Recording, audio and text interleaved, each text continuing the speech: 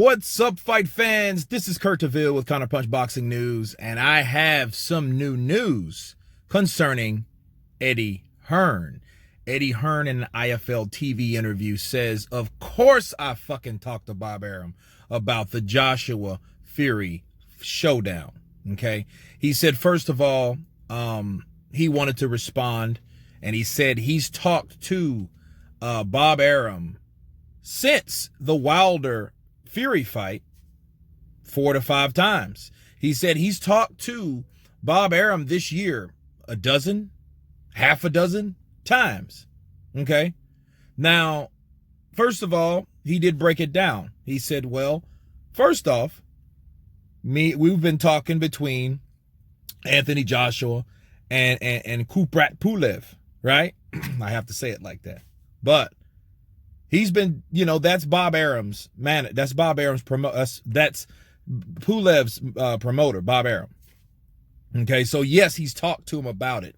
No, they haven't been exchanging contracts back and forth. No, but they haven't been negotiating.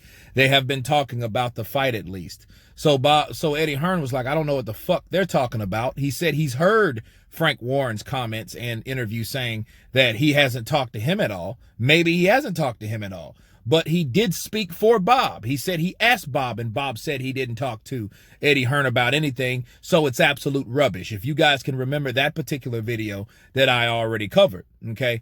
Now, Eddie Hearn said, I've already talked to Bob Arum, but if Bob Arum is telling Frank Warren that I haven't talked to Eddie Hearn, he's lying like Pinocchio, right? Because it makes more sense to me.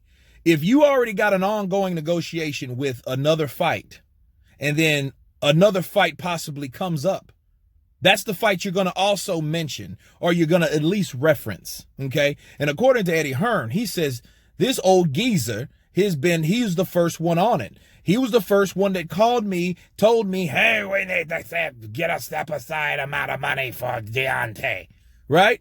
Why wouldn't he? And then here's the thing you ask yourself, people. Why would anyone, any promoter, want to bypass, skip, duck a fighter, or the biggest fight, should I say, that you can possibly make right now? That's the biggest fight in history. Anthony Joshua versus Tyson Fury. Tyson Fury dropped the ball, dropped Deontay Wilder. They stopped the fight. Now Tyson Fury is sitting in the king seat. Okay? He is the WBC Kingslayer. And he has 2 promoters. Now, is Frank Warren, is he the full promoter of Tyson Fury? No, he's not. So I don't think he can speak for another person. Okay, so let's just counterpunch that real quick. When I heard it, he said, well, I've talked to Bob, and Bob hasn't said it. Well, you don't know. You don't know what Bob has done, because you don't know what Bob has talked to Eddie Hearn about Pulev Joshua either. That's none of his business. So Bob Arum really doesn't even have to say anything to Frank Warren about that, honestly.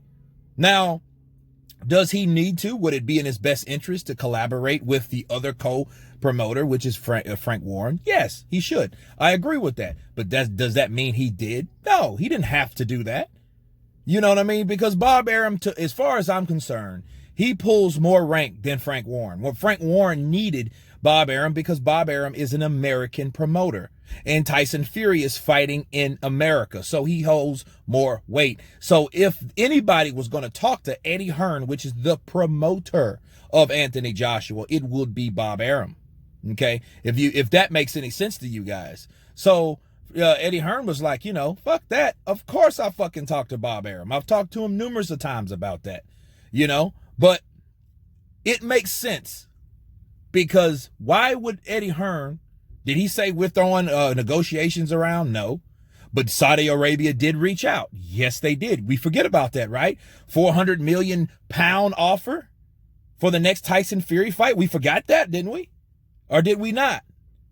See, we have short memories when it comes to these type of negotiations and these people asking things. That wasn't Eddie Hearn, but on the behalf of Saudi Arabia, Eddie Hearn was informed, right?